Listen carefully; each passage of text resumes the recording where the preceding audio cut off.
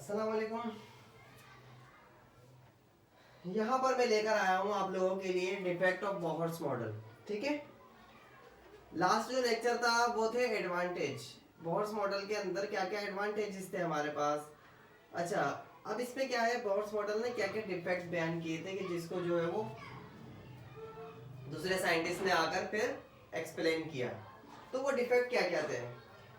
पहला डिफेक्ट था it is only applicable to hydrogen atom या हाइड्रोजन लाइक एटम, मतलब single electron species hydrogen atom हो गया। ठीक है, और हाइड्रोजन लाइक मतलब हीलियम प्लस,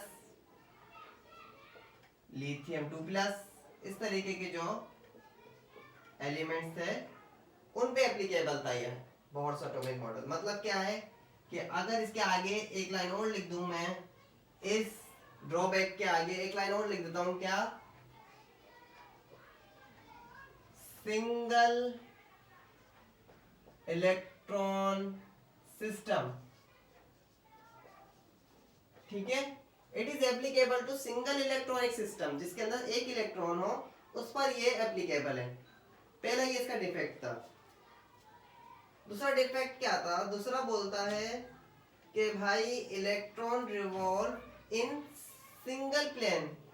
सिंगल प्लेन का मतलब आप लोगों को पता है, जैसे कि मैं बता चुका हूं कि सिंगल प्लेन इस तरीके के शेल्स बने हुए हैं, उसके अंदर क्या है, इलेक्ट्रॉन रिवॉल्व कर रहा है। ये कहा था बोहर्स ने, जबकि हकीकत में ऐसा नहीं है। हकीकत में क्या है, इलेक्ट्रॉन तो रिवॉल्व कर रहा है शेल्स के अंदर, लेकिन जो शेल्स बने हुए हैं वो 3 डायमेंशनल बने हुए हैं। ठीक है, जो शेल्स बने हुए हैं वो 3 डायमेंशनल बने हुए हैं, जिस तरीके से मैंने अभी बनाए हैं। ठीक है, मतलब electron revolve in 3 dimensional plane. तो यहां पर लिख देते हैं 3 डायमेंशनल प्लेन। ठीक है, क्या है भाई, इलेक्ट्रॉन रिवॉल्व तो कर रहा है, सिंगल प्लेन के अंदर नहीं कर रहा है, जबकि बोहर्स ने क्या कहा था, सिंगल प्लेन के अंदर कर रहा है। इन्होंने क्या, जो आगे जो प्रूव हुआ वो क्या हुआ कि इलेक्ट्रॉन रिवॉल्व कर रहा है और 3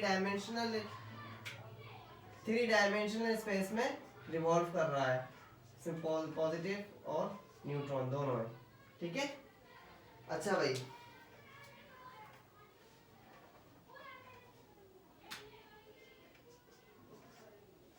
न्यूट्रॉन और प्रोटॉन दोनों बना दी। ठीक है, तीसरा पॉइंट हमें क्या कहता है, तीसरा पॉइंट वो बोलते हैं against the Heisenberg uncertainty principle. Heisenberg uncertainty principle क्या था, वो बोलते थे कि भाई हम एक वक्त के अंदर किसी भी इलेक्ट्रॉन का मोमेंटम और उसकी पोजीशन मालूम नहीं कर सकते। या तो हमें पता होगा तो मोमेंटम पता होगा उसका, सही है, मोमेंटम मतलब वेलोसिटी और उसका मास। दूसरा, या तो हमें पता होगी तो उसकी पोजीशन पता होगी। दोनों चीजें एक साथ पता नहीं हो सकती। अगर मोमेंटम पता है तो पोजीशन पता नहीं होगी, और अगर पोजीशन पता है उसकी कि वो कहां पर है तो मोमेंटम उसका पता नहीं होगा। अनसर्टेनिटी एक कायम रहेगी। ठीक है, इलेक्ट्रॉन का पता नहीं बता सकते, एग्जैक्ट पता बता सकते हैं तो हम उसका मोमेंटम नहीं बताएंगे कि वो किसी स्पीड से चल रहा है। जबकि बोहर्स ने क्या कहा था, बोहर्स ने कहा था हम उसकी स्पीड बता सकते हैं कि भाई ये जो इलेक्ट्रॉन इतने पर चल रहा है, मिसाल के तौर पर 20 मीटर पर सेकंड पर चल रहा है। ठीक है, बहुत कम रखी है मैंने, इससे बहुत तेज दौड़ता है इलेक्ट्रॉन। ठीक है, और क्या हुआ, 10 घंटे के बाद देख रहे हैं हम, 10 घंटे के बाद देख रहे हैं तब भी उसी की यही स्पीड है, तो कांस्टेंट स्पीड के साथ थोड़ी चलेगा इलेक्ट्रॉन। ठीक है, तो जब कांस्टेंट स्पीड कांस्टेंट नहीं रहेगी तो हमारे पास मोमेंटम भी कांस्टेंट नहीं रहेगा। ठीक है, चेंज होता रहेगा। जब कांस्टेंट मोमेंटम नहीं रहेगा तो हम उसकी पोजीशन कैसे डिफाइन कर सकते हैं।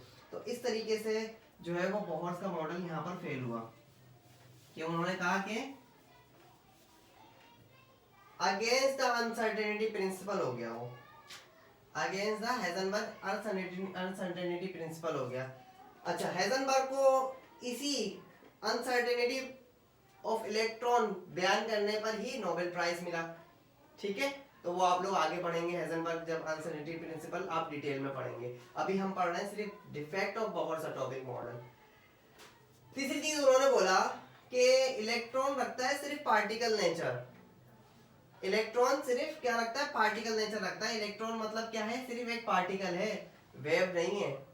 इसको किसने डिफाइन किया, इसको डिफाइन किया डी ब्रोले, डी ब्रोगली।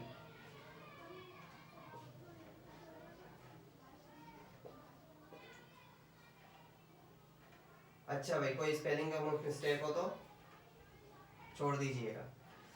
अच्छा भाई, क्या बोलते हैं भाई, ये बोलते हैं कि इलेक्ट्रॉन जो है वो वेव नेचर भी रखता है और पार्टिकल नेचर भी रखता है। मतलब क्या, इलेक्ट्रॉन भी डुअल नेचर है। इलेक्ट्रॉन भी क्या है, डुअल नेचर रखता है। मिसाल के तौर पर उन्होंने क्या करा भाई, उन्होंने बताया quantum effect, photo electric effect. सही है, ये चीजें जो है वो आप लोग कब पढ़ोगे, ये आप लोग पढ़ोगे इंशाल्लाह आगे चलकर केमिस्ट्री के अंदर, जब हम पढ़ेंगे 1900 के बाद की केमिस्ट्री। ठीक है, 1920 1930 की केमिस्ट्री जब पढ़ेंगे, 1920 1930 के जो बाद की केमिस्ट्री हम पढ़ेंगे, तो हम लोग इसको पढ़ेंगे भाई, dual nature of wave, dual nature of light. ठीक है, इस चीज को पढ़ेंगे, dual nature of electron, dual nature of light. ठीक है, तो हर चीज जो है वो डुअल नेचर रखती है, ये आप लोगों को पता होना चाहिए। तो हमारे पास क्या है, हमने 4 चीजें बयान करी कि जिसकी वजह से क्या बोहर्स का मॉडल डिफेक्ट का ड्रॉबैक हुआ, डिफेक्ट का शिकागो पर ड्रॉबैक हो गया। पहली चीज हम लोगों ने बोला सिर्फ ये एप्लीकेबल है सिंगल इलेक्ट्रॉन वाले सिस्टम पर। दूसरी चीज हम लोगों ने बोला कि ये 3 डायमेंशनल शेल्स हैं। शेल्स एक डायमेंशन नहीं है, 2D भी नहीं है, 1D भी नहीं है, ये 3D है। मतलब क्या है, 3 डायमेंशनल है। तीसरा उन्होंने बोला कि अगेंस्ट अनसर्टेनिटी प्रिंसिपल हो गया, मतलब अनसर्टेनिटी जो प्रिंसिपल था उससे अगेंस्ट जा रहे थे बोहर। ठीक है, तो अनसर्टेनिटी प्रिंसिपल उसके बाद जो है वो आया, तो जो हेजनबर्ग थे उन्होंने बोला कि नहीं भाई ऐसा नहीं है, ऐसा नहीं है, हम मोमेंटम और पोजीशन एक साथ नहीं बता सकते। तीसरा उन्होंने बोला कि पार्टिकल नेचर ऑफ इलेक्ट्रॉन। तो उस टाइम पे तो इनको मिल गया कि भाई हाँ भाई पार्टिकल नेचर होता है इलेक्ट्रॉन, लेकिन बाद में इनका हुआ कि भाई नहीं, पार्टिकल नेचर इलेक्ट्रॉन नहीं होता, इलेक्ट्रॉन पार्टिकल नेचर भी होता है और वेव नेचर भी होता है, मतलब इलेक्ट्रॉन भी डुअल नेचर रखता है। ठीक है, तो बाद में जो है वो डी ब्रोगली ने जो है इसको साबित किया। तो उम्मीद है कि छोटा सा लेक्चर है, मुश्किल से 5-6 मिनट का लेक्चर होगा। ठीक है, उम्मीद है कि आप लोगों को ये समझ में आया होगा।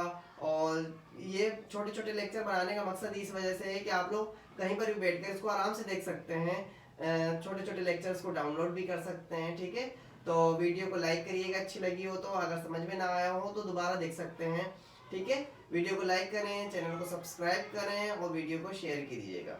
और नेक्स्ट लेक्चर हमारा जो आएगा इंशाल्लाह स्पेक्ट्रम पर आएगा, कि हम लोग स्पेक्ट्रम जो है वो हाइड्रोजन का, hydrogen spectrum, line spectrum, continuous spectrum, ये सारी चीज़ें हम लोग देखेंगे नेक्स्ट लेक्चर्स में। ठीक है, तो बेल आइकन पे प्रेस करिएगा ताकि आप लोगों के पास जल्द से जल्द इसका नोटिफिकेशन आ जाए। अल्लाह हाफिज़।